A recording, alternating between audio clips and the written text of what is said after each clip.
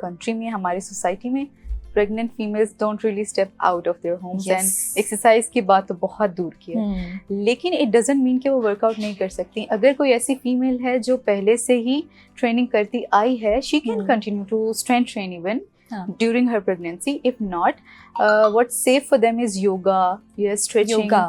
Yes, yoga is actually good. और हमारे यहाँ HFC में योगा की classes भी होती हैं. They can come and join that as well, and it will actually help them with their mobility, and it will help them during their delivery. Okay. Yeah. तब yoga, stretching वैसे भी बहुत जरूरी है जी।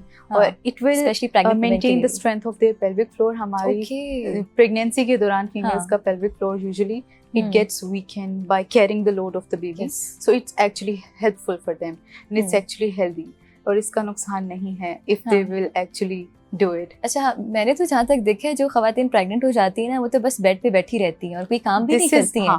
अगर वो बेड पे बैठी, they are not even like used to अपनी डेली रूटीन की एक्टिविटीज भी वो करना बंद कर देती हैं। What it actually does is कि वो आपके बॉडी के जो मसल्स जो यूज्ड टू होते हैं कि एटलीस्ट वो डेली रूटीन का काम तो करें, दे ऑल्सो डीकंडीशन, वो वीक हो जाते हैं। और फिर एट द एंड जब उनकी टाइम आता है डिलीवरी का या सी का, तो they are very weak.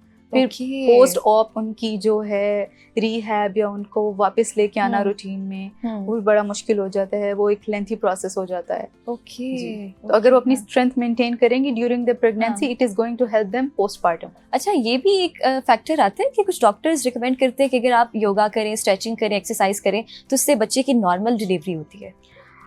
Well, ये एक ऐसा टॉपिक है, it depends on a lot of factors. लेकिन हाँ, योगा या हमारी स्ट्रेंथनिंग या मोबिलिटी, दिस इज समथिंग जो हम कंट्रोल कर सकते हैं। ठीक है। कुछ फैक्टर्स ऐसे हैं इंट्रिंसिक होते हैं, वो हम कंट्रोल नहीं कर सकते। लेकिन जो फैक्टर्स हमारे हाथ में हैं, वी शुड एटलीस्ट, हमें कोशिश करनी चाहिए कि हम वो तो करें। बिल्कुल। अच्छा हुदैबिया, हमें आज ये भी बताएं, हम जिम में तो चले जाते हैं, हमें ये नहीं पता चलता कि हमने कौन सी मशीन्स जो है उनको किस तरह यूटिलाइज करना है, किस तरह से एक प्रॉपर एक्सरसाइज करनी है। अब मुझे जो इंस्ट्रक्टर मेरे हैं पहले बताते हैं कि आपने 10 मिनट्स एटलीस्ट कार्डियो करनी है, फिर आपने स्ट्रेंथ गेनिंग करनी है, और फिर बाद में भी आपने कार्डियो करनी है। लोगों को इस बात का नहीं पता होता, वो सारा दिन कार्डियो करते रहते हैं, उनको लगता है कि बस हमारी एक्सरसाइज हो गई, फिर वो घर चले जाते हैं। इस बारे में भी हमें थोड़ा सा बताएं। ओके, अच्छा, इसमें जो आपको थोड़ी बहुत कार्डियो स्ट्रेंथ ट्रेनिंग करने से पहले कही जाती है, उसका मकसद ये है कि आपकी बॉडी को वार्म अप कर दें। It increases the blood flow to your body, to your muscles, so that जब हमने स्ट्रेंथ ट्रेनिंग करनी, हमारे मसल्स यूज होंगे, they need oxygen, they need energy. तो अगर हम ब्लड फ्लो पहले से इंक्रीज कर देंगे, blood is something that carries oxygen and nutrients and food, the fuel to the muscles. ठीक है, तो अगर आप पहले से बॉडी वार्म अप होगी तो हमारी ये स्ट्रेंथ ट्रेनिंग के लिए ज़रूरी भी है। ठीक है, ब्लड फ्लो बड़ा होगा, we can train better.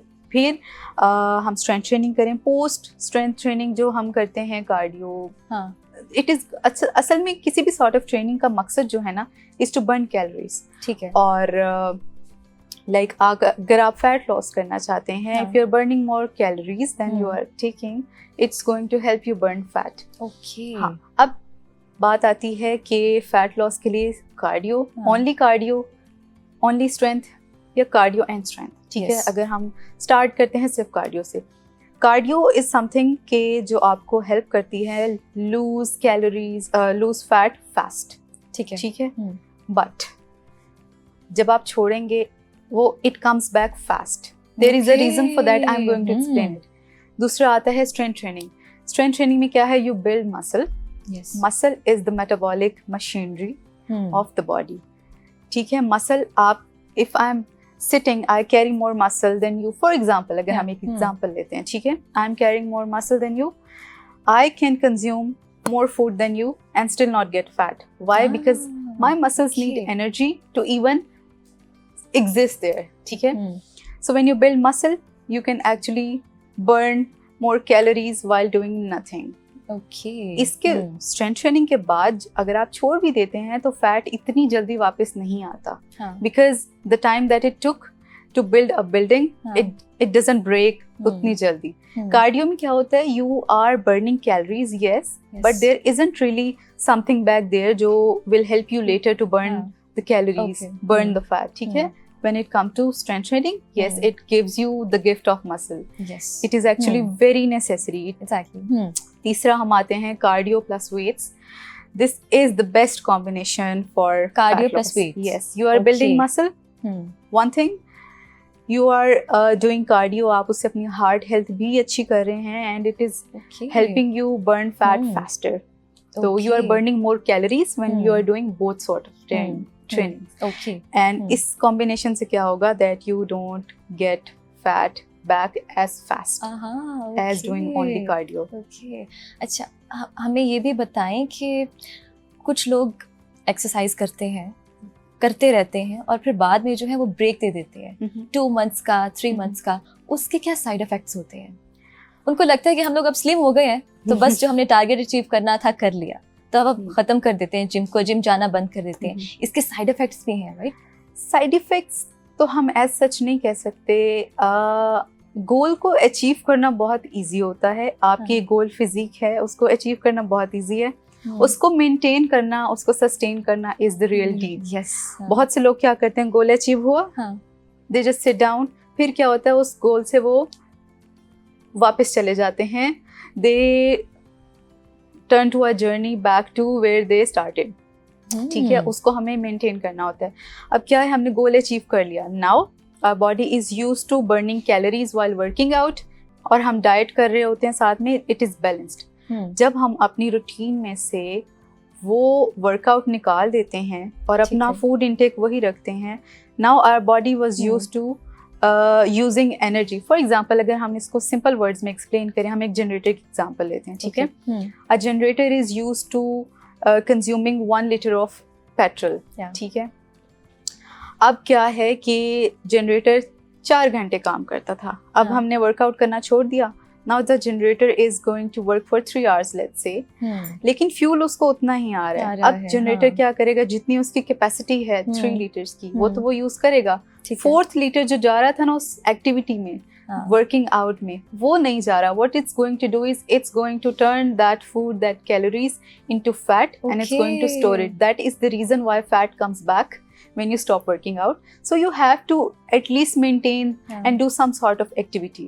Exactly. To maintain your goal physique. क्योंकि you have worked a lot for that.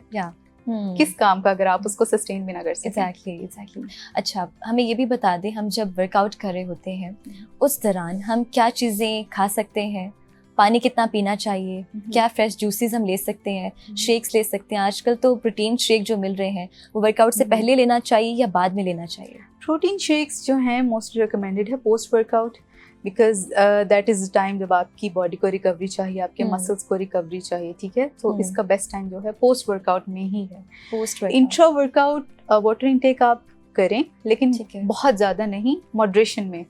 कुछ लोगों में ये प्रॉब्लम होती है कि during workout they feel nauseous अगर वो ज़्यादा पानी पिए. ठीक है, they feel like vomiting and throwing up. तो मॉडरेशन में लें. इसके अलावा you can use electrolytes ORS की फॉर्म में या एनर्जी ड्रिंक्स की फॉर्म में. अब आजकल जैसे गर्मी है और स्वेटिंग बहुत ज़्यादा होती है, डिहाइड्रेशन की शिकायत बहुत ज़्यादा है, तो ये ले सकते हैं. इसके अलावा कुछ और लोग हैं जो they take some type of supplements, जैसे कि BCAs हैं. ठीक है, they are also like sort of amino acids. ठीक है, they help you recover during the workout and gives you energy. एक दिन एक्सरसाइज करी थी और एक कोच ने मुझे बोला, मैं हाई मेटाबॉलिज्म जिसको हम कहते हैं बीट रूट का जूस पीने जा रही थी.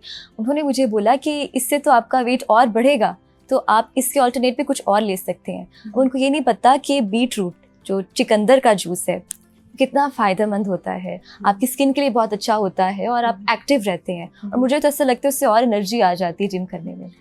यस. अच्छा, मेटाबॉलिज्म की बात करें, there are not any much products और ऐसी चीज़ें नहीं हैं जो आपका मेटाबॉलिज्म तेज़ या स्लो कर सकती हैं.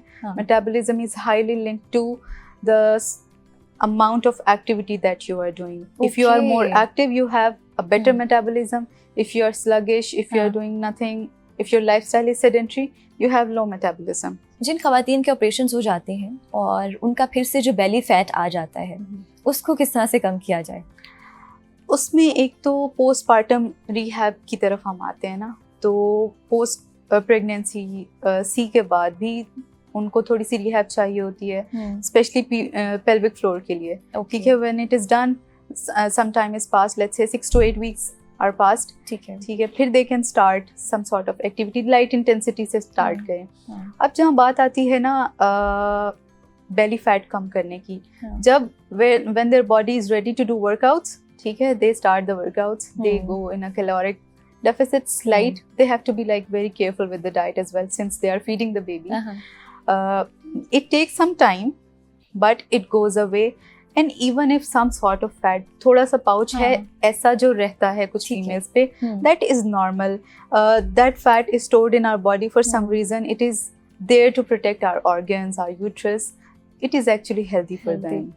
तो वो आपका दुश्मन नहीं है, but yes, you can always strive to get better.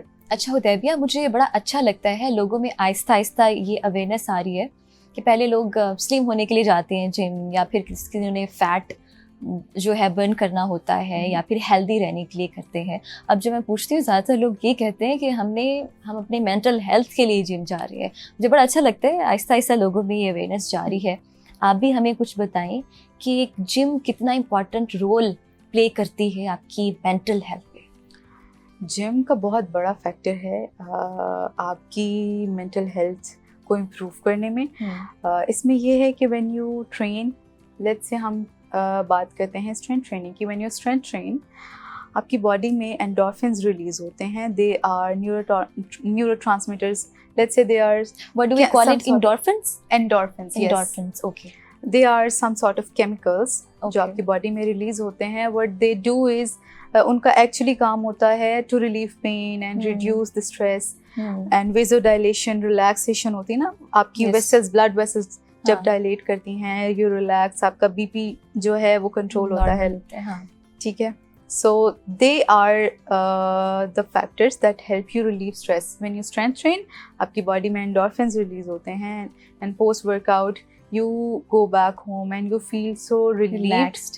उसकी रीजन, उसकी साइंस ये है उसके पीछे। ओके, अच्छा, कुछ लोग अगर लेट्स सपोज मेडिकेशन पे हैं, कुछ मेडिसिन्स ले रहे हैं, तो उनके लिए it helps with depression as well. It helps relieve, और डिप्रेशन कम करने में भी इसकी हेल्प है। Endorphins help you with that too. मैं तो अक्सर मीम्स देखती हूँ, वैसे भी वर्कआउट के दौरान आपका सारा गुस्सा, आपकी फ्रस्ट्रेशन निकल जाता है। एग्जैक्टली।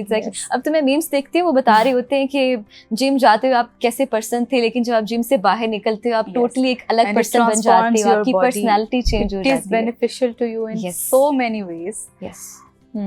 अगर सिर्फ जो है आपको फैट लॉस में नहीं, it is helpful to you in so many ways. Strength training is helpful to all of your organs. Yes. From your skin to your internal organs to your muscles.